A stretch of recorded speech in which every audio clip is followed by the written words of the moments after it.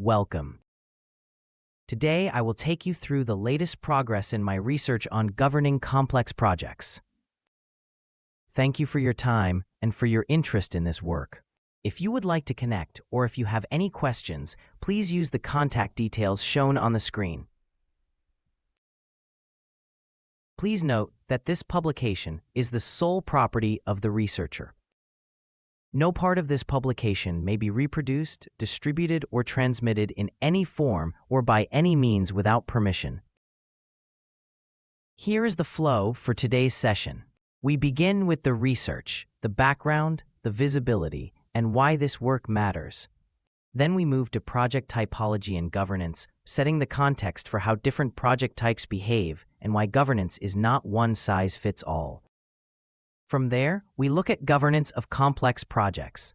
This section highlights the distinct challenges that emerge when systems are dynamic, interdependent, and unpredictable.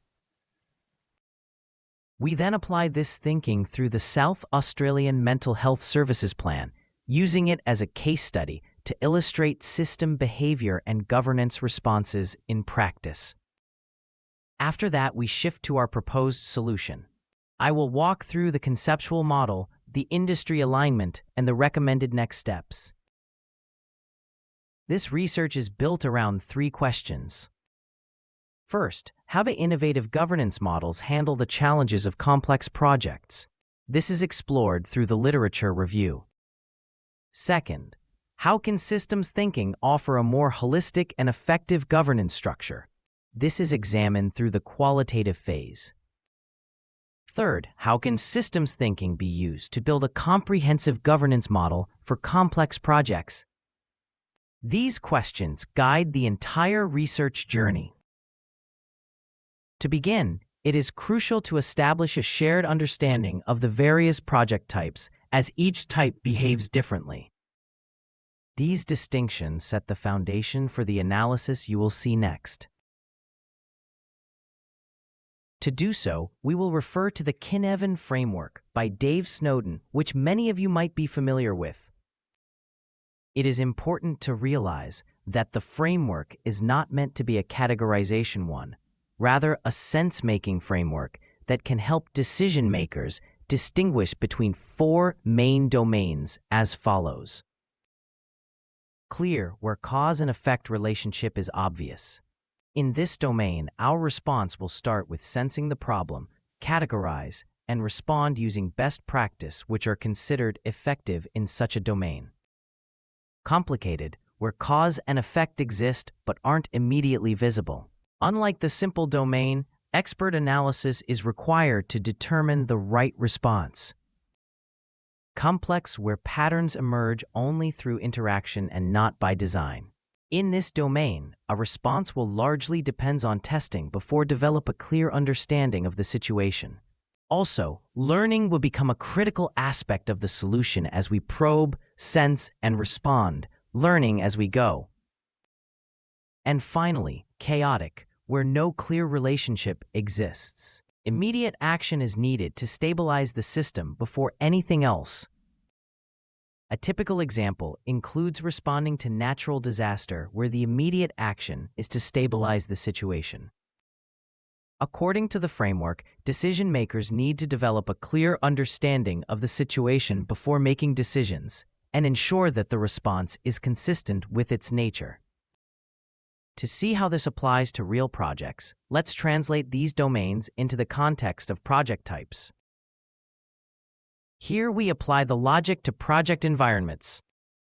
Simple projects have predictable, stable relationships, like facility upgrades or IT patching. Best practice works well here.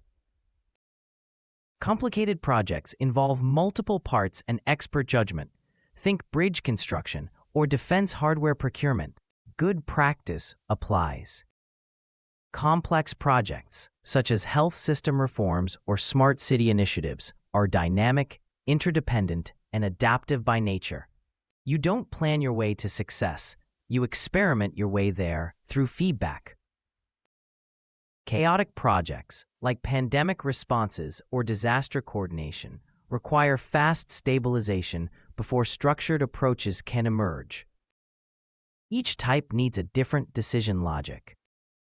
This suggests that treating a complex project like a simple one often results in failure because frameworks designed for stability and predictability are unable to handle unexpected and emerging conditions. And that brings us to the next point. What happens when we get that alignment wrong? Pause the video here for a second and examine the examples that I provided.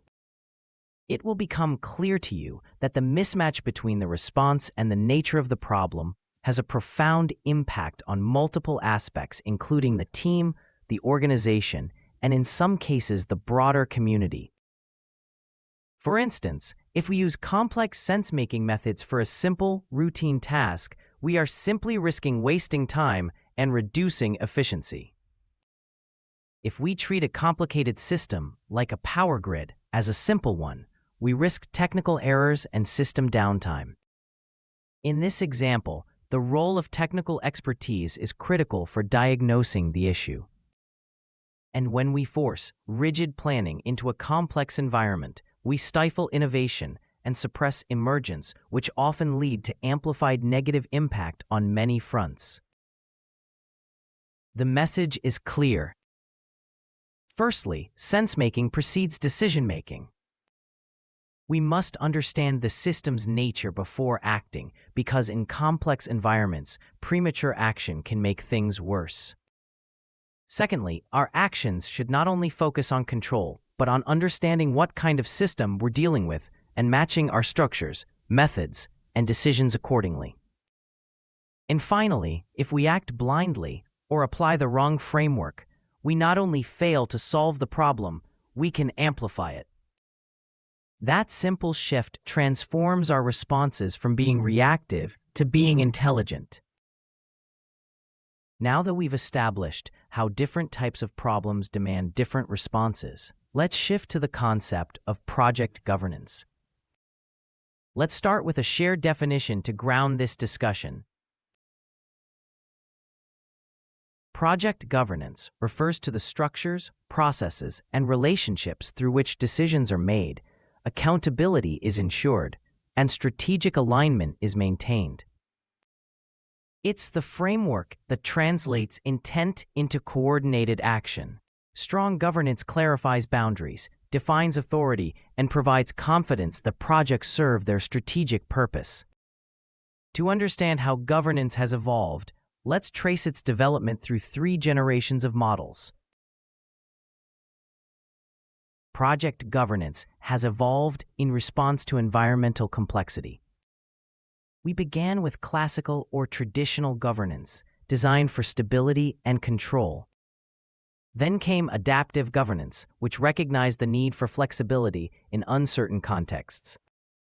And now we're moving toward dynamic governance, which treats governance as a living, sensing system capable of responding in real time. Let's look more closely at what characterizes each of these governance types. Starting with traditional or classical governance models. Traditional governance models were built around hierarchy and control.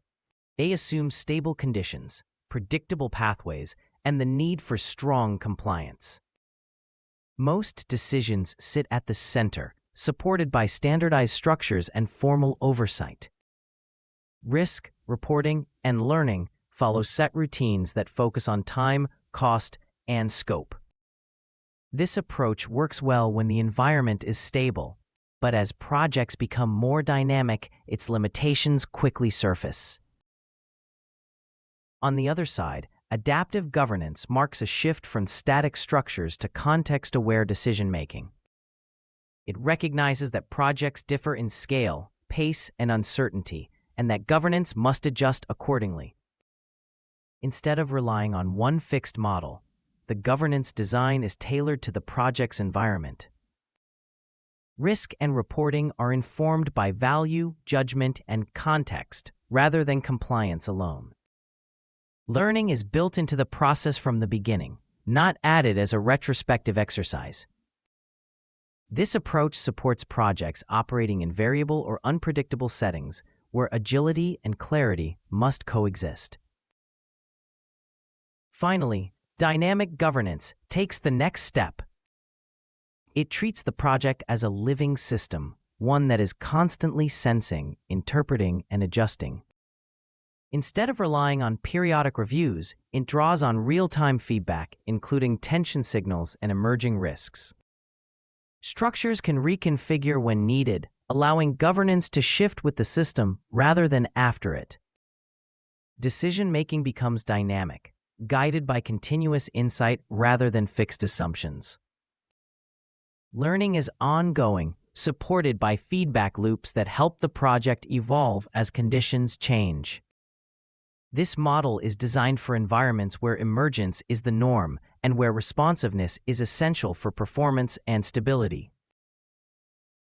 So what do these approaches look like in practice? Let's start with the traditional models most of us are familiar with. Traditional governance models are built for predictability and control. They work best in stable, well-defined environments. We see this in stage-gate models, which rely on sequential decision points. Portfolio program project hierarchies, which emphasize vertical alignment. Prince-style frameworks structured around accountability and documentation. Client-contractor models that formalize oversight through contracts. PMO-centric approaches which standardize reporting and assurance. These models deliver strong accountability, but at a cost. They often assume the world will behave as planned and rely on formal change channels to adapt to these changes. And that assumption becomes problematic when projects operate in dynamic or unpredictable conditions. Research by Miller and Hobbs, Byenstall and Wilden, and Tu and Weaver shows that traditional project governance is often treated as an extension of corporate governance. More importantly, it's designed before the project truly begins, based on organizational templates rather than environmental realities. Roles are defined hierarchically, control dominates decision-making, and adaptation is limited. So if the model was built for predictability, what happens when the environment itself becomes unpredictable? Let's examine the cracks in these classical approaches. Here's a summary of the core challenges we see in classical governance models. Fragmented decision-making. Silos between projects, programs, and portfolios disconnect action from strategy. Overstructuring. Excessive bureaucracy slows responsiveness. Weak benefit realization. Governance fixates on delivery, not outcomes. Inconsistent risk oversight. Threats emerge faster than reporting cycles can detect. Role ambiguity. Overlapping responsibilities blur accountability. Poor stakeholder integration. Internal governance dominates over external collaboration. Limited learning. Lessons are captured but rarely institutionalized. Short-term focus. Metrics prioritize time and cost over long-term value. Low dynamic sensing. Governance reacts to problems instead of anticipating them. These aren't isolated issues. They're symptoms of a deeper mismatch between static structures and dynamic realities. And this is where our discussion naturally shifts from governing projects as systems of control to governing as systems of adaptation and sense-making. Now that we've examined the limitations of classical governance, it's time to move into the next phase, governing complex projects. This is where governance meets complexity head-on, where uncertainty, interdependence, and emergence reshape how we think about control, accountability, and adaptation. Let's begin by unpacking what makes complex projects fundamentally different. Complex projects are characterized by the following 5 characteristics. High uncertainty. Objectives evolve as understanding deepens. Multiple stakeholders. With competing interests that constantly shift. Interdependencies. A small change in one area can ripple across the system. Emergent behavior. New challenges appear through interaction, not design. Dynamic environments. Influenced by political, social, or technological change. These factors make prediction unreliable and demand governance that learns and adapts rather than controls and constrains. And these characteristics aren't random. They mirror how complex systems behave. Another important observation about complex projects comes from a complex systems perspective. Complex projects share the same DNA as complex systems in the sense that they exhibit similar behavior. This includes interdependencies, nonlinearity, emergence, and self-organization. Like ecosystems, they adapt to pressures, evolve over time, and behave unpredictably when interventions occur. This is one of the reasons why systems thinking provides such a powerful foundation for project governance and what motivated many researchers to investigate the application of complex systems governance to develop more adaptive governance frameworks for complex projects. In summary, complex projects don't follow a straight line. They evolve. They shift. They reveal patterns we can't predict from the starting point. And that's the essence of emergence, new behaviors and risks appearing as the system moves. In this environment, governance can't rely on fixed assumptions. It must work with the unknown, adjust as new information becomes visible, and evolve its approach as understanding deepens. Managing emergence is not about adding more structure. It's about sensing what the system is telling us, staying aware, and making decisions that keep the project moving without forcing it into rigidity. That's why governance in complex projects should act more like a living system, observing, learning, and adapting continuously. This shift is now recognized globally, particularly in large public sector and mega-project reviews. Another important driver for more responsive governance for complex projects comes from practice.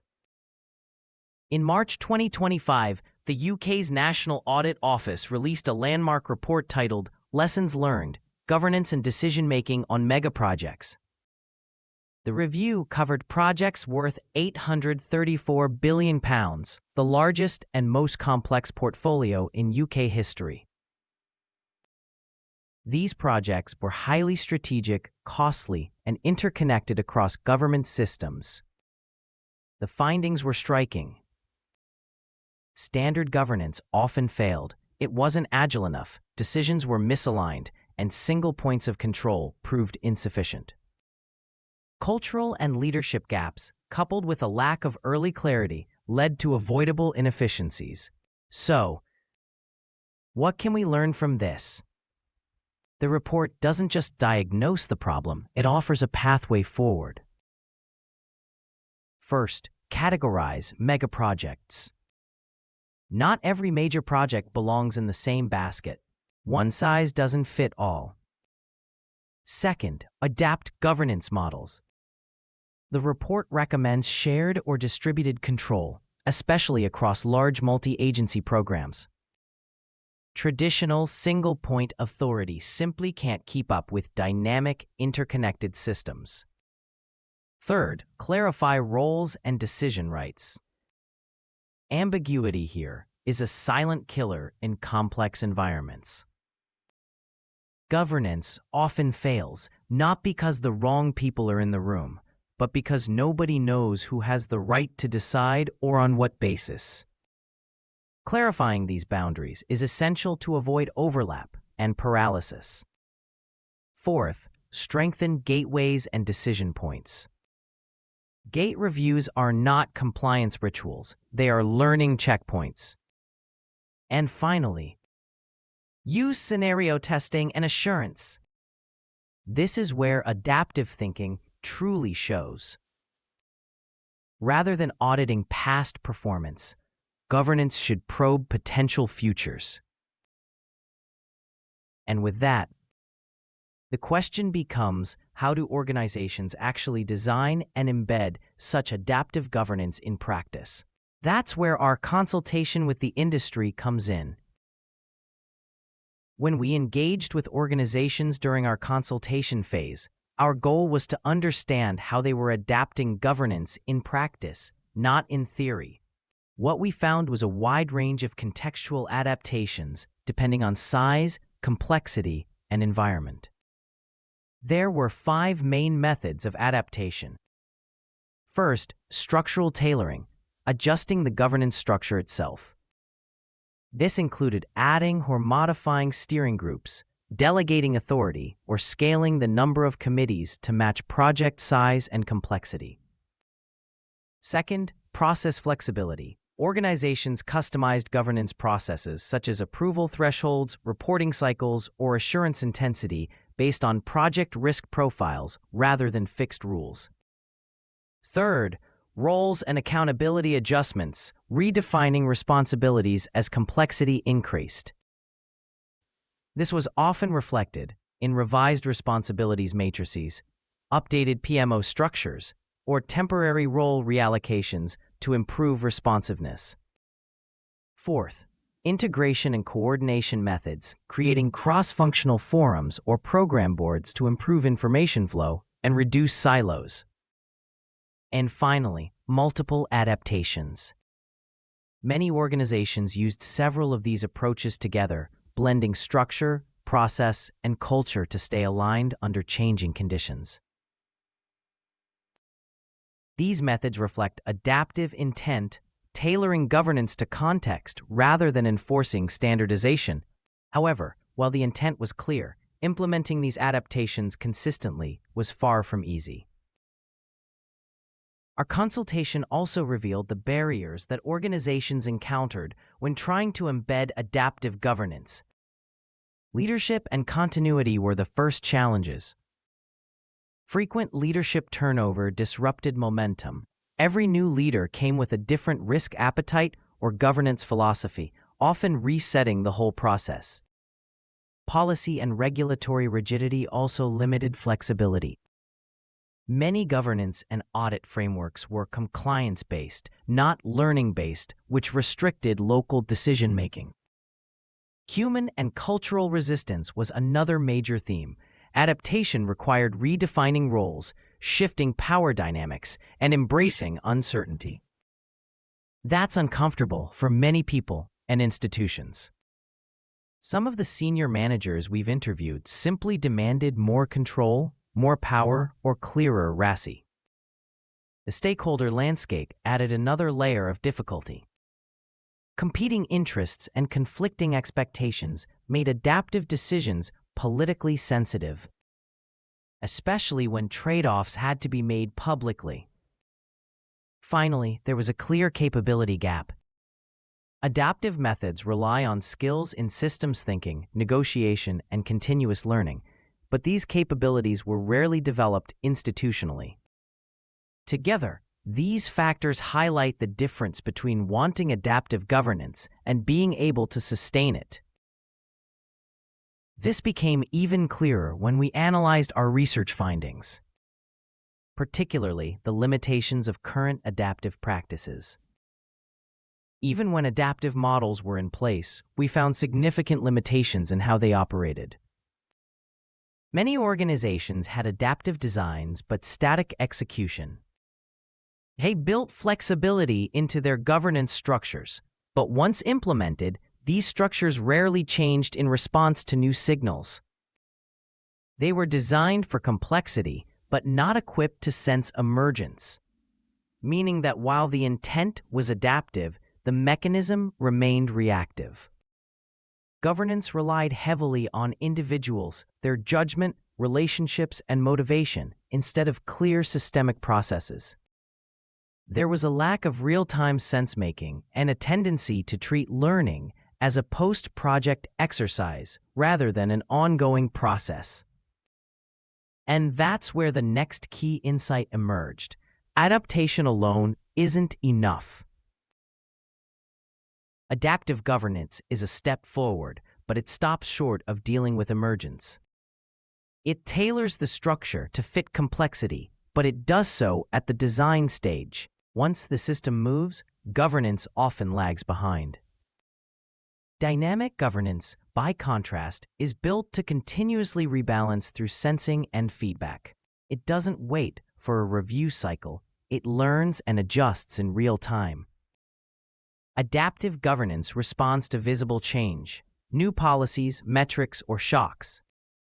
Dynamic governance responds to emergent change, the early tension signals, behavioral drift, and weak indicators that something in the system is shifting. Most importantly, adaptive governance treats governance as a design system, where dynamic governance treats it as a living system, one that continuously senses, interprets, and evolves. This thinking directly shaped our conceptual model, the foundation for developing governance that can truly learn and adapt.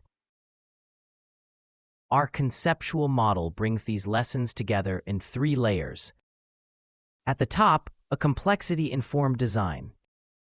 Governance that reflects how real systems behave, not how we wish they would. It acknowledges interdependence, emergence, and nonlinearity. In the middle, an adaptive structure informed by feedback, X. This is governance that learns continuously through sensing and reflection, using information loops to adjust decision-making in real time. And at the core, a dynamic mechanism driven by tension, a key insight from our research. We treat tension not as a problem, but as a signal of emergence. Tension reveals where the system is straining, and that strain points to where governance must adapt. To see what this looks like in a real-world context, let's turn to our case study, the South Australian Mental Health Services Plan, 2020 to 2025.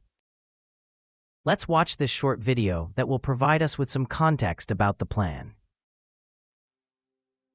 Welcome to this short introduction to the South Australian Mental Health Services Plan, the state's blueprint for reforming how mental health care is delivered and governed.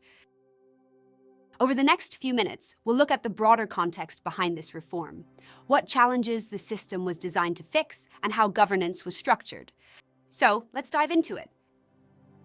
Let's start by introducing some details about the plan. The South Australian Mental Health Services Plan 2020-2025, or MHSP, was designed as a blueprint for change. It aims to create a connected, person-centered, and recovery-oriented system that supports well-being across the lifespan. At its heart, the plan asks one simple question: how can we make sure every person receives the right care at the right time, in the right place? It shifts focus from crisis to prevention, from hospital beds to community support. The MHSP represents a series of system-wide shifts. From reactive and fragmented crisis management to proactive early intervention, from hospital-centric care to strong community-based recovery models, and from a system that focuses on compliance to promoting continuous learning and development. The plan's transformation is built on 3 interconnected pillars.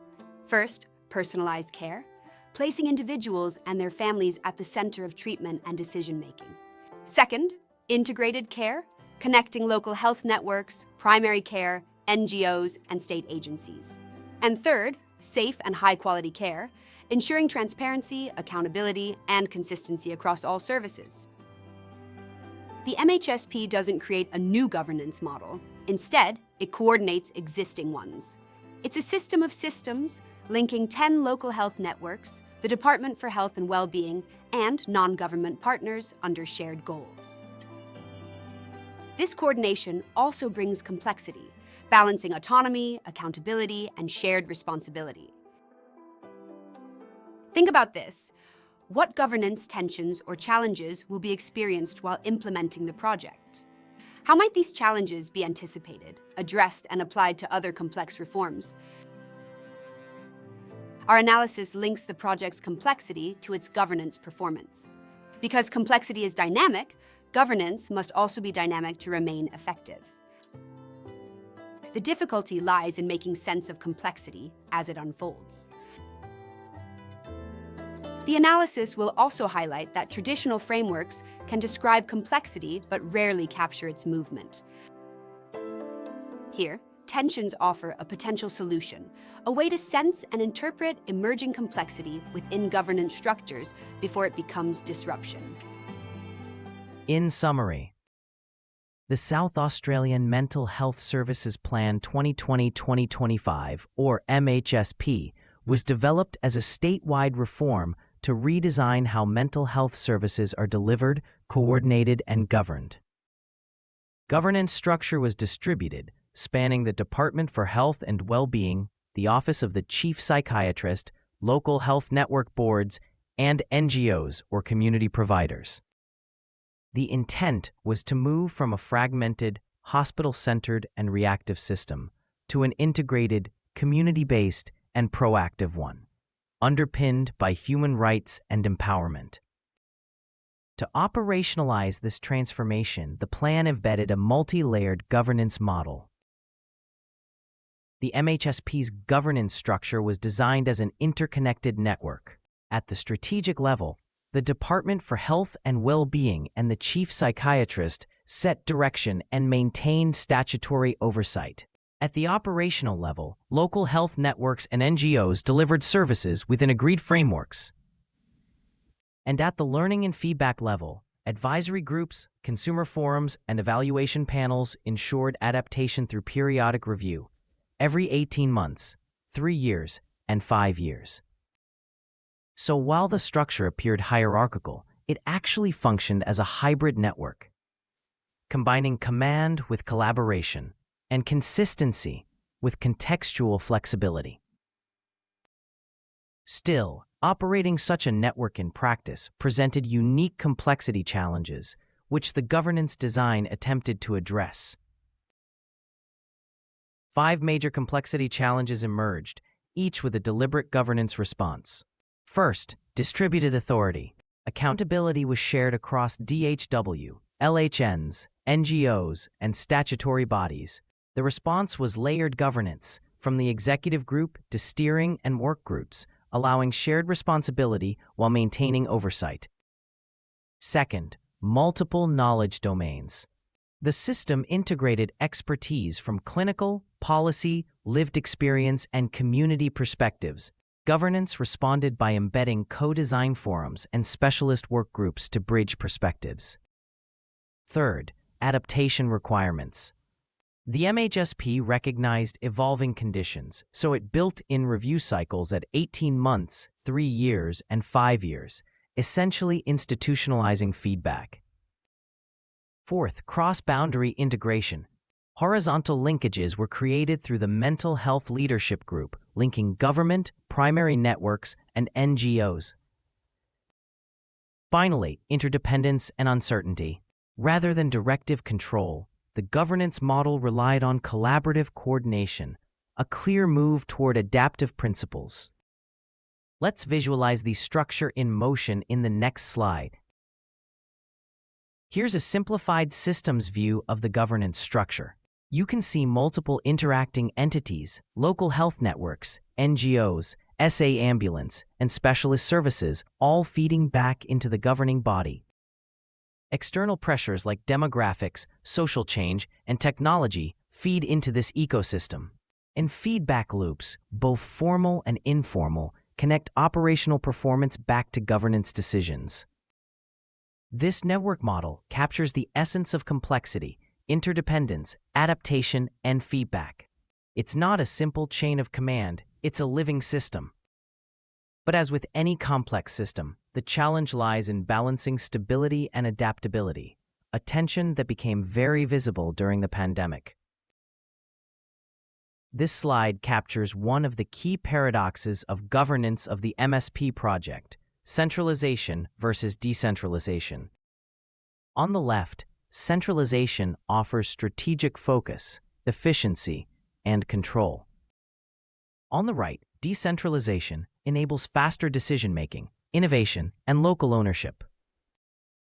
Neither is inherently better, both are necessary. Too much centralization breeds rigidity and erodes trust. Too much decentralization causes fragmentation and duplication. The MHSP had to oscillate between these poles, shifting toward decentralization during reform and recentralizing under stress. Managing that tension, not eliminating it, is the hallmark of dynamic governance. And then came a shock that tested this balance to its core: COVID-19. The MHSP was finalized in late 2019, before COVID-19 existed. So the system was designed for planned transformation, not rapid crisis. When the pandemic hit, it introduced unprecedented stress, increased demand for mental health services, disrupted staffing, and new operational constraints. Essentially, it forced a test of the system's capacity to adapt under real pressure. What followed was a sharp and immediate return to centralization, a defensive move toward control. Under crisis conditions, decision-making authority was pulled back to the Department for Health and Well-being. The multi-layer governance network condensed into a central command structure. Information flow intensified with frequent centralized reporting and performance monitoring.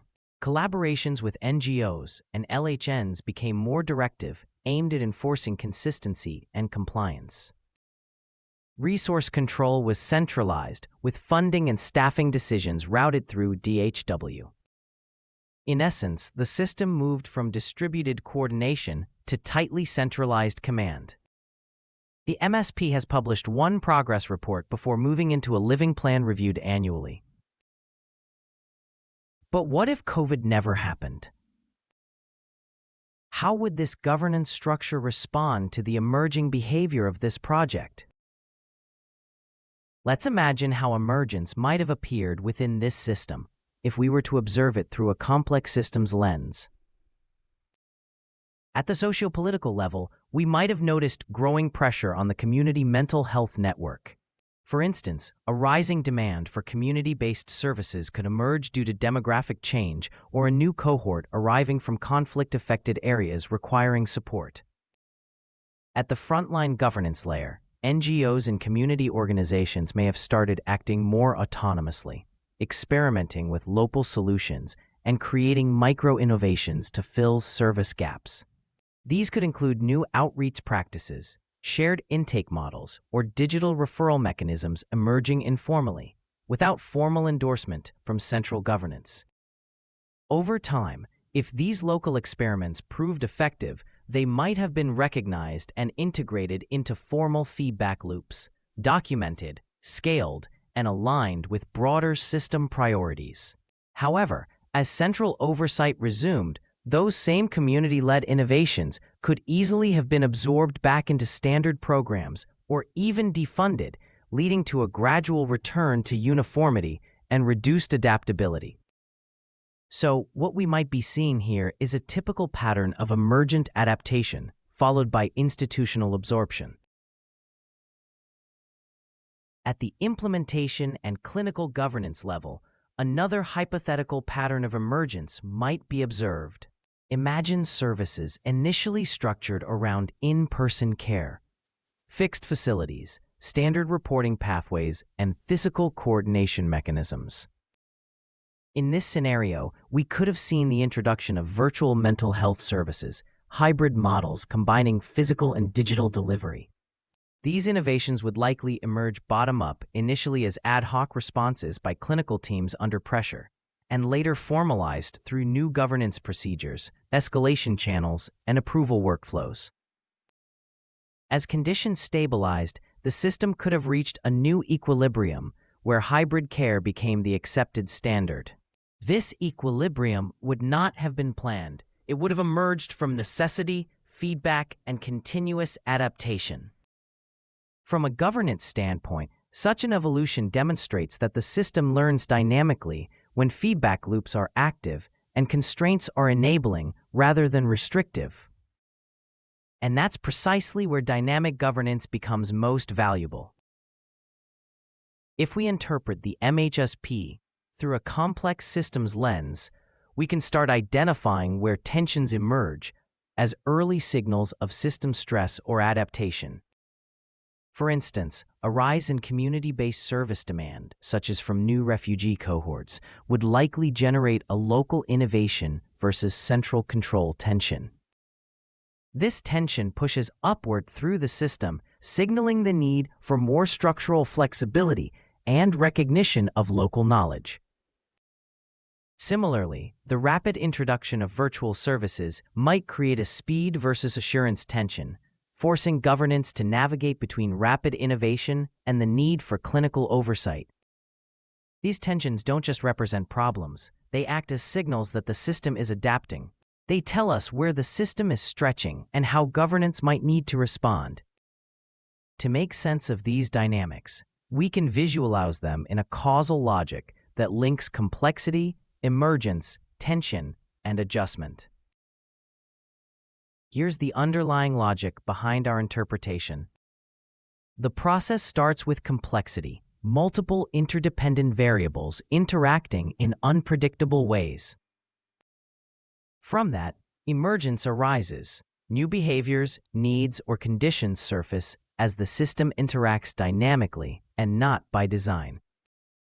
As these new conditions appear, tension emerges between competing governance forces, like control versus flexibility or assurance versus agility. And then comes adjustment, where the system should be able to sense these tension forces, make sense of them, and realigns its structures or policies to respond. This understanding led us to recognize the missing link, and that is what our research brings forward. Traditionally, governance models focus on structure, compliance, or control, but what they often miss is the signal that precedes change. Our research proposes that tension itself acts as that missing link. It is not just a byproduct of complexity, it's a mechanism for sensing emergence or simply the need to adapt. So rather than treating tension as dysfunction, we propose treating it as diagnostic. That insight became the foundation for developing our proposed governance process, a model that links observation to design. Our process begins with complexity assessment, identifying the contextual and structural sources of complexity in a project or system. That insight informs governance structure design, ensuring that the arrangement fits the complexity profile rather than defaulting to control. From there, we move to tension identification, translating complexity findings into observable, competing demands that can be monitored, weak signals.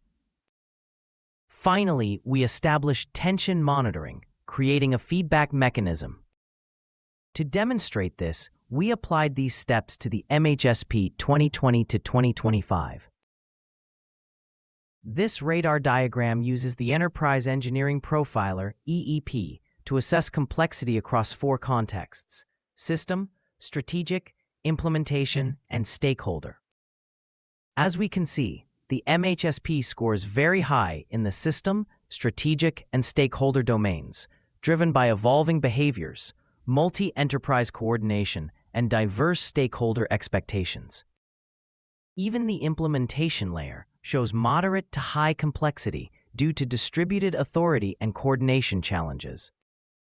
In other words, this is not a simple policy plan. It's a system of systems requiring governance that can think and act across multiple interacting dimensions. To complement this, we also use the ICCPM framework to examine the same system through a different lens. The ICCPM framework looks at complexity through 5 lenses: structural, technical, temporal, directional, and socio-political. Here again, the MHSP rates very high on most dimensions. The only moderate area is technical complexity, which means technology isn't the primary challenge. Governance and coordination are. When we combine both assessments, the pattern becomes clearer. The MHSP operates in an environment of persistent and multi-layered complexity. When we overlay the EEP and ICCPM assessments, the picture becomes unmistakable. The MHSP functions at the upper end of systemic complexity, with high interdependence across social, structural, and strategic layers. Both models reveal that uncertainty and interconnectedness dominate every level of the project. This reinforces why traditional, control-oriented governance is insufficient. Complexity here is not an anomaly, it's a defining condition of how the system operates. And that's precisely where tensions begin to appear, as the system constantly rebalances itself to maintain performance. In this diagram, the complexity assessment on the left connects to the tension radar on the right. Each dimension of complexity corresponds to an observable governance tension, structure versus flexibility, accountability versus trust, centralization versus decentralization, and so on. Our research proposes 9 observable paradoxes or tension forces. By mapping these together, we can see how complexity manifests as competing forces, and then design governance mechanisms that manage, not suppress, those tensions. Let's take one of these tensions, centralization versus decentralization, and reflect on how it played out in the MHSP context. In the MHSP, centralization and decentralization weren't abstract ideas, they were active, visible dynamics. Initially, governance might be learning towards centralization to standardize service delivery, ensure policy compliance, and maintain equity. However, as partnership mature, governance needs to sense the tension created by centralization and adapt to offer flexibility. This brings us full circle, back to our research journey and how the SLR laid the foundation for uncovering these dynamics. Through the systematic literature review, many case studies were scanned in pursuit of understanding how organizations responded to complexity on the governance level. 4 governance themes consistently emerged as responses to complexity as displayed. Adaptive and flexible governance, hybrid and multi-layer governance, structured and integrated governance, and knowledge and learning-centered governance. Each theme addresses a specific set of tensions. Together, these themes highlight a simple observation. Governance innovation is embedded in understanding the forces of tension within the project. To illustrate the utility of mapping tension in any given project, the slide represents 2 radar maps. Each one represents a different governance posture. On the left, we see a system that leans towards structure and control. On the right, a system beginning to balance or shift. The differences might seem subtle, but they are critical. Where the first system constrains emergence, the second senses and responds to it. This is where tension becomes valuable in not only understanding what governance can do, but also if there is any organizational capabilities that we need to build. These insights directly informed the creation of our proposed model. I am excited to introduce the Integrated and Dynamic Complex Governance Model, or IDCGM. It operationalizes the relationship between complexity, tension, and adaptation through 4 interconnected layers. The complexity diagnostics layer identifies project-specific complexity factors, generating a complex project profile. The governance tension diagnostics layer translates those findings into tension maps, identifying where competing demands exist. The strategic alignment layer ensures that governance remains consistent with organizational objectives. And finally, the adaptive and learning layer provides the dynamic mechanism, feeding lessons, performance insights, and feedback loops back into the system. And as we move forward, the challenge is to translate this conceptual model into measurable, practical tools for research and application. The path forward focuses on operationalizing dynamic governance, turning the conceptual into the measurable. This involves embedding tension and complexity management into real-world practice. There are 3 levels of recommendation: Complexity-oriented, improving how we sense and respond to dynamic environments. Tension-oriented, refining how we measure and interpret paradoxes. Integration-oriented, advancing how governance adapts continuously across sectors and time. To begin, we must acknowledge complexity as a dynamic force, not a variable to be reduced. Governance should be designed with complexity in mind, linking diagnostic tools directly to decision structures and strategic alignment. Projects should use complexity diagnostics to shape governance, not merely assess it after failure. Second, systems must monitor emergence continuously, developing feedback mechanisms that sense weak signals early. Third, cross-boundary learning is critical, bringing policy, practice, and delivery together. And finally, leaders need complexity literacy, the ability to read system behavior and respond adaptively, not reactively. Once we accept complexity as dynamic, the next logical step is to treat tension as measurable, as something that can be operationalized and used for governance insight. To make tension management practical, 6 key actions are proposed.